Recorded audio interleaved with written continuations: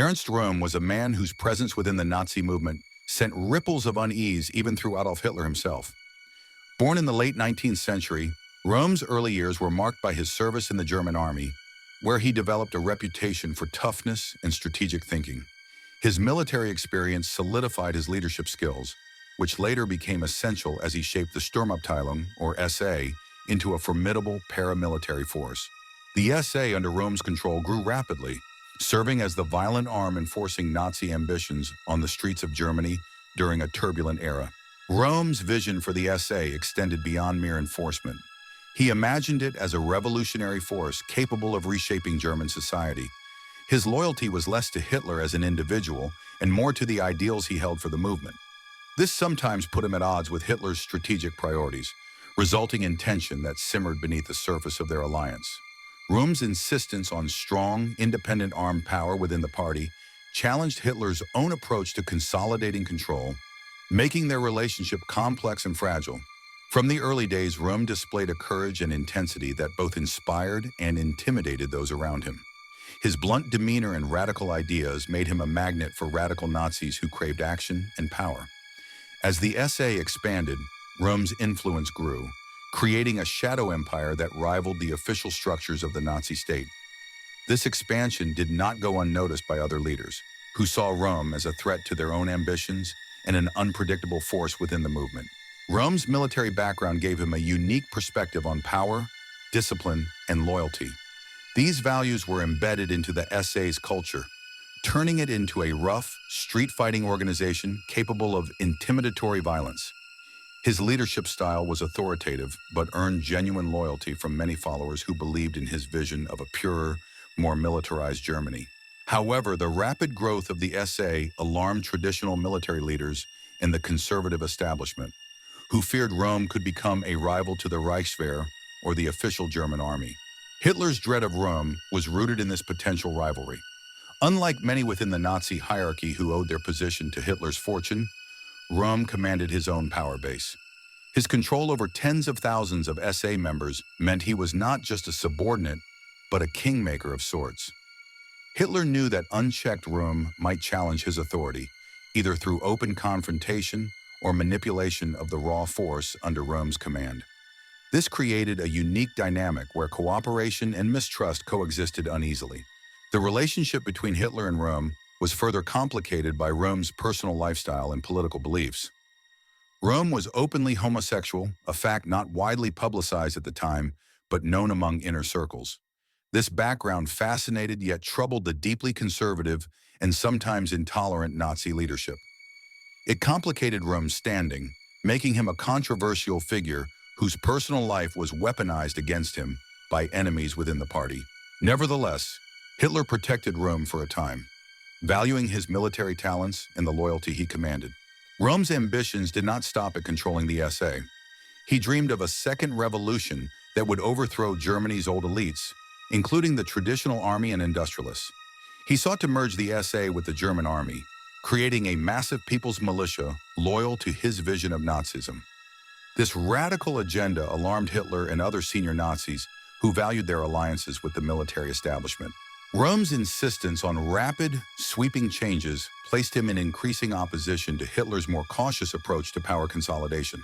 As Röhm's power and vision grew, internal Nazi politics shifted. Rival factions within the party viewed him as an unbearable threat.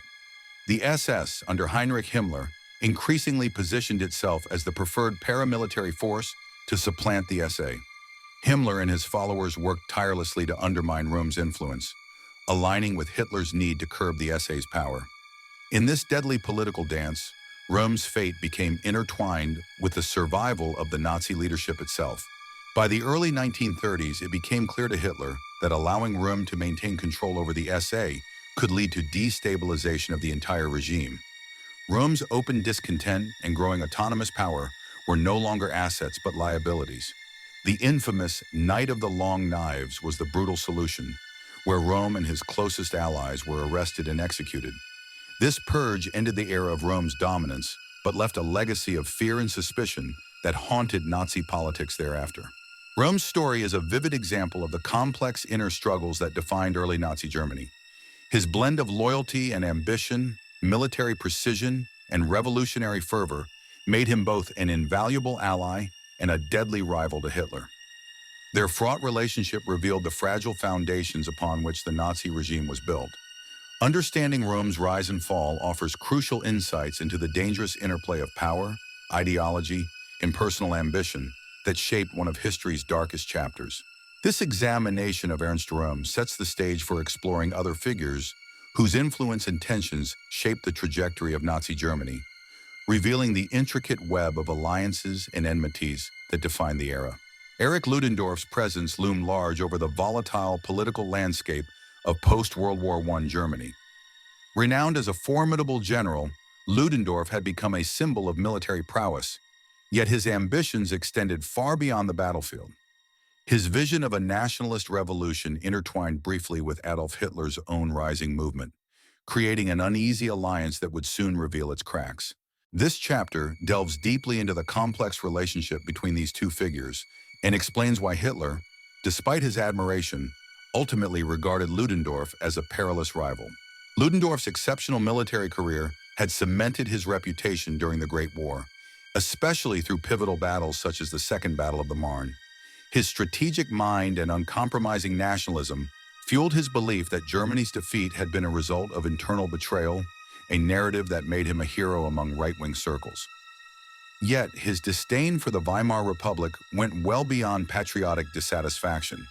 He envisioned a radical upheaval led by intellectual and military elites to restore Germany's honor and power. After the war, Ludendorff did not retreat into obscurity. Instead, he became an outspoken critic of the government and an influential figure in paramilitary groups. His involvement in the infamous Beer Hall Putsch of 1923 marked a direct connection to Hitler's early political machinations. While Hitler saw Ludendorff as a giant whose endorsement could boost his movement's legitimacy, the latter harbored ambitions of his own, not content to play a secondary role in the rapidly evolving scene. Their differing temperaments and goals soon created tension. Ludendorff represented the old guard of military leadership, rigid, authoritarian, and steeped in strategic thinking born from years on the front lines. Hitler, in contrast, was a charismatic demagogue skilled in fiery oratory and mass appeal. While Ludendorff's speeches were often cold and doctrinal, Hitler's electrified audiences with passion and a vision for Germany's rebirth that felt both personal and populist.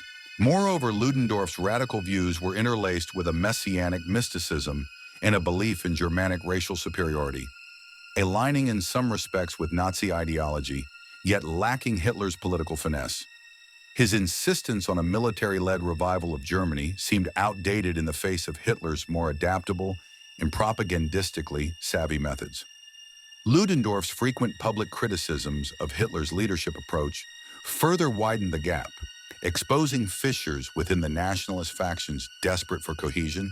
Hitler's growing recognition of Ludendorff as a threat to his consolidation of power was gradual but undeniable. The moment Hitler realized that Ludendorff's refusal to fully endorse his strategies and his sporadic challenges to authority could split the nationalist movement, he began distancing himself. This maneuvering was necessary for Hitler to emerge unchallenged as the Führer. Despite having publicly supported the early coup attempt, Ludendorff's influence waned as Hitler's Nazi Party expanded and refined its organization and messaging. Compounding their rivalry was Ludendorff's declining popularity outside of certain military circles. His dogmatic views and failure to connect emotionally with the broader public contrasted sharply with Hitler's rising charisma. Ludendorff's brand of nationalism appeared increasingly anachronistic as the masses gravitated toward the promises of social unity and revival embodied in Hitler's speeches. Thus, Ludendorff found himself sidelined both politically and socially, his shadow over Hitler's rise growing fainter. In addition to political differences, personal conflicts festered. Ludendorff's pride and sense of entitlement clashed with Hitler's inexorable ambition. Each man desired to be the primary architect of Germany's future, making coexistence impossible. The Beer Hall Putsch's failure only deepened the rift, with Ludendorff retreating into relative obscurity and Hitler seizing the opportunity to build a tighter, more centralized leadership around himself. This marked a decisive turning point in the nationalist struggle for Germany's soul. Despite this falling out, Ludendorff's initial involvement played a crucial role in legitimizing the early Nazi movement. His military reputation attracted veterans and nationalist factions, wary of Hitler's youth and supposed lack of experience. For a brief but significant period, Ludendorff's name lent weight and credibility to extremist causes, blurring lines between old aristocratic nationalism and emerging populist radicalism. His presence was both a boon and a source of tension within the movement. By the late 1920s, Ludendorff had effectively become a relic of the past, while Hitler's star ascended exponentially. The general's failed attempts to regain influence underscored the shift in German politics from traditional military authority to charismatic populism. Hitler's ability to harness mass media, organize political campaigns, and unify diverse factions ultimately eclipsed Ludendorff's more fragmented, militaristic approach. The general's fading role was a harbinger of how power in Germany was changing hands irrevocably. Interestingly, Ludendorff never abandoned his militant nationalism and conspiracy-driven worldview.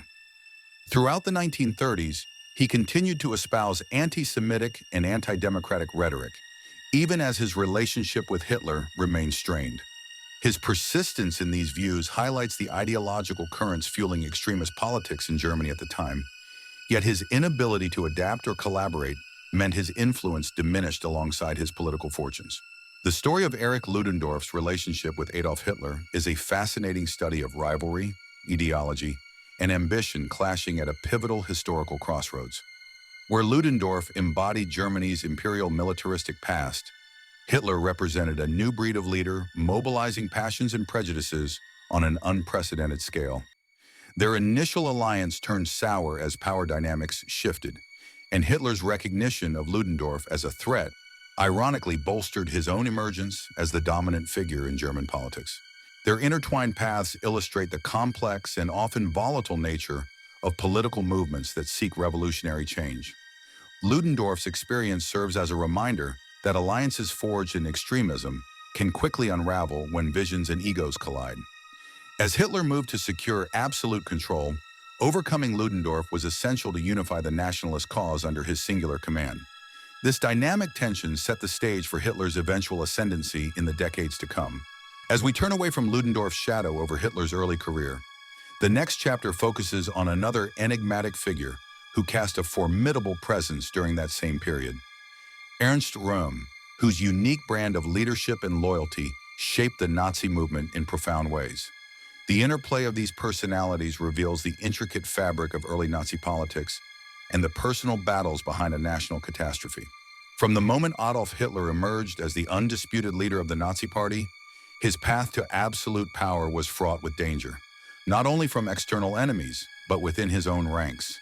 Two towering figures loomed as existential threats to his ambitious vision: Ernst Röhm, the formidable head of the Sturmabteilung, and Erich Ludendorff, the veteran general whose name carried the weight of Germany's Great War legacy. Both men commanded immense influence and had the potential to undermine Hitler's control were they left unchecked. The struggle for dominance between these powerful rivals and Hitler shaped the fragile early years of the Third Reich. Ernst Röhm was a man of towering physical presence and uncompromising ideals.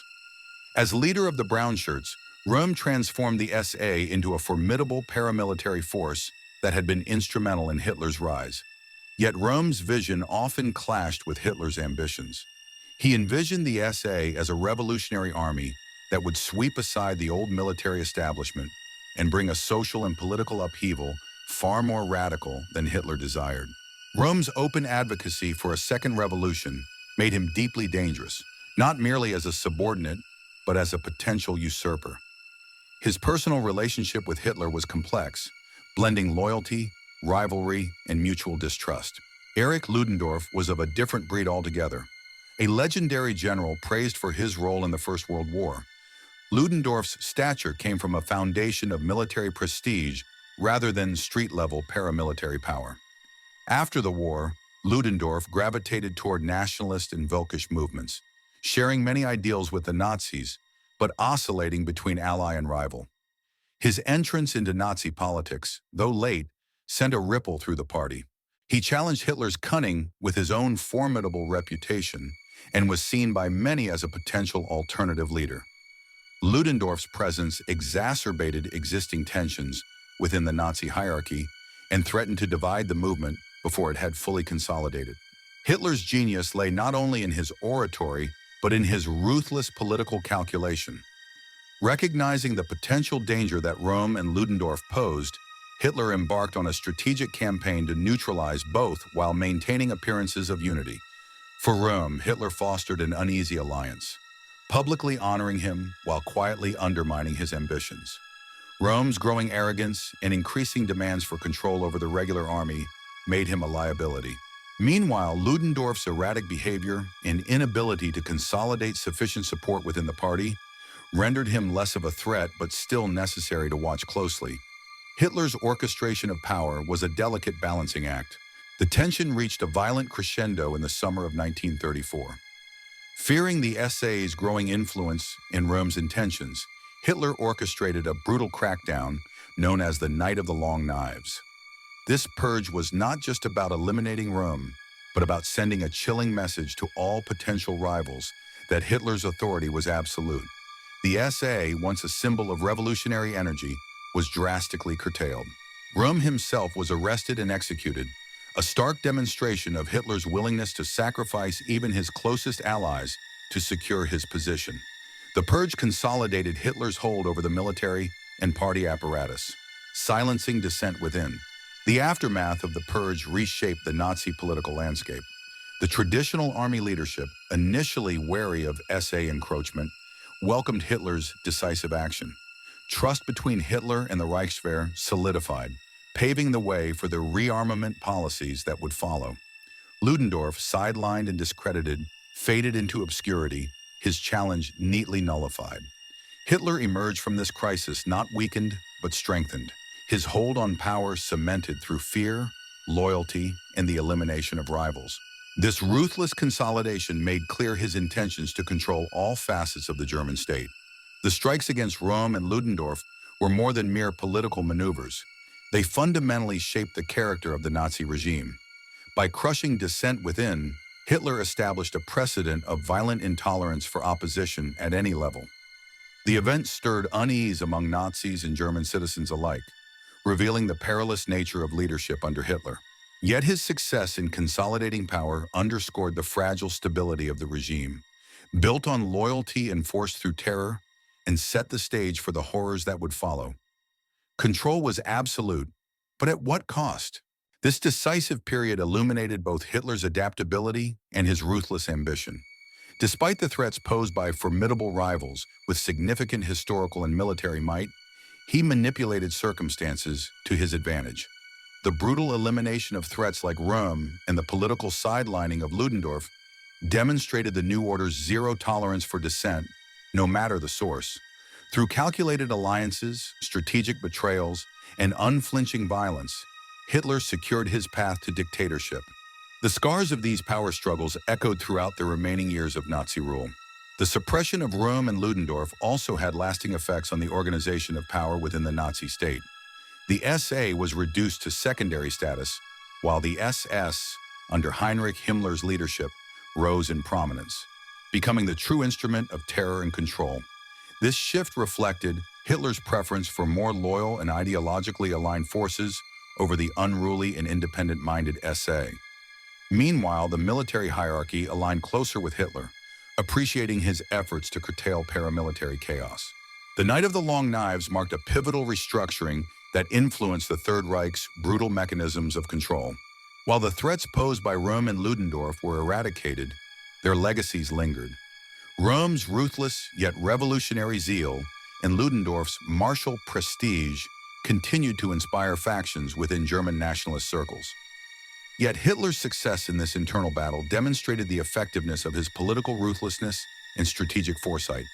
This struggle underscored that the consolidation of power in Nazi Germany was no straightforward path, but a complex interplay of ambition, fear, and violence. Hitler's ability to turn enemies into victims solidified his role as the undisputed Führer. This struggle within the Nazi hierarchy was a crucible in which Hitler's dictatorship was forged. The elimination of prominent rivals who could have challenged his supremacy established a template for future political repression. It showed that personal loyalty was paramount, and that no individual, regardless of past service or power, was safe from elimination if perceived as a threat. The aftermath also revealed the darkening path ahead for Germany and its people under Hitler's unchallenged rule. The balance of terror and power had shifted decisively in favor of the man who once feared none, but now feared none.